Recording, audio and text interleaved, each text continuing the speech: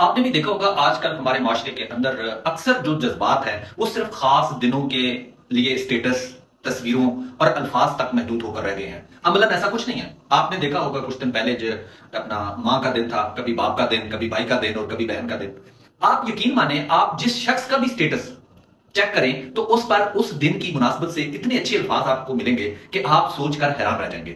لیکن حقیقت کے اندر اگر آپ ان لوگوں کو مل کر دیکھیں، آپ ان لوگوں کے ساتھ چل کر دیکھیں تو آپ کو پتہ چلے گا کہ وہ لوگ جن لوگوں کے بارے میں یہ اسٹیٹس رکھتے ہیں، مثال کے طور پر اگر کوئی اپنی ماں کے بارے میں بڑے اچھے الفاظ رکھتا ہے تو وہ اس ماں سے باغی ہے۔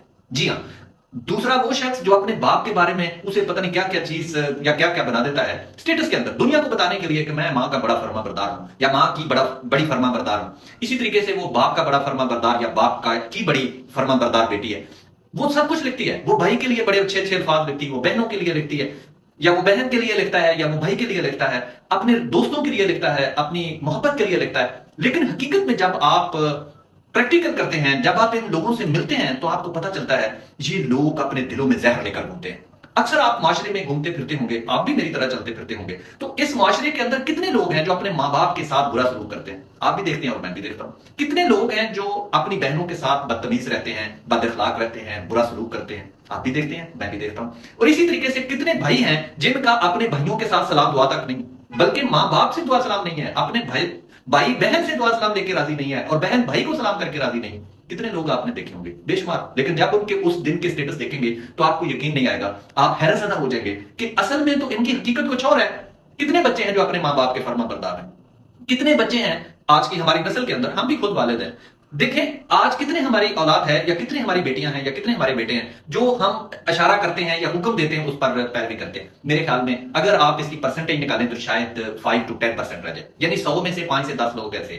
لیکن کیا یہی ایک حقیقت ہے یا پھر یہی ہونا چاہیے؟ نہیں، بلکہ آپ یاد رکھیں، میرا خیال ہے کہ اگر آپ اندر سے اچھے نہیں ہیں، مثال کے طور پر اگر مجھے اپنی ماں کا احترام میرے اس دل میں سینے میں نہیں ہے تو میرے اسٹیٹس لگانے سے وہ بدلا نہیں جا سکتا۔ اگر میرے باپ کے بارے میں میری رائے اور نہیں ہے تو یقین مانے میرے اسٹیٹس لگانے کا فائدہ کوئی نہیں ہے۔